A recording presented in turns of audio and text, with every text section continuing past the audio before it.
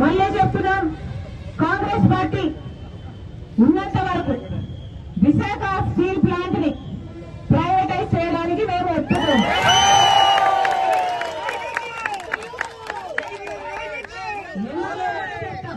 ఎందుకో కూడా చెప్తాం. పక్కనే జింక్ ఫ్యాక్టరీ ఉంది, గుర్తుందా?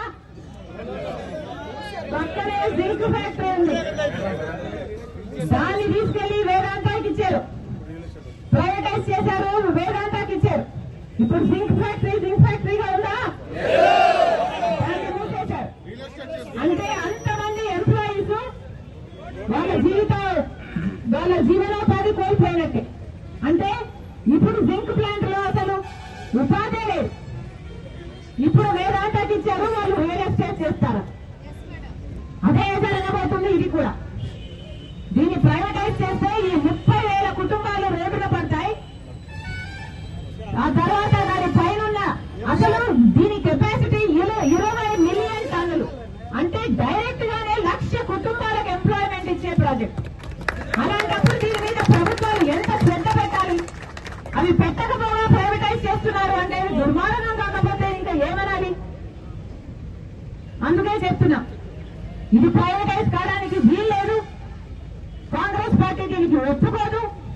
నేనే కాదు, రాహుల్ గాంధీ గారిని కూడా తీసుకొస్తాను.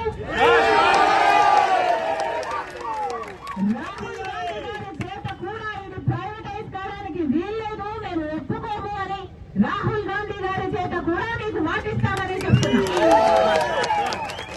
మేనిఫెస్టోలో కూడా, రాబోయే ఎన్నికల మేనిఫెస్టోలో కూడా కాంగ్రెస్ పార్టీ ఈ అంశాన్ని చేర్చబోతుంది.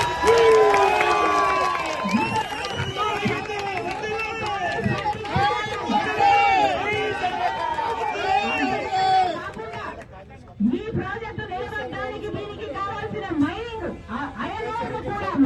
కూడా ఏర్పాటు చేయడానికి కాంగ్రెస్ పార్టీ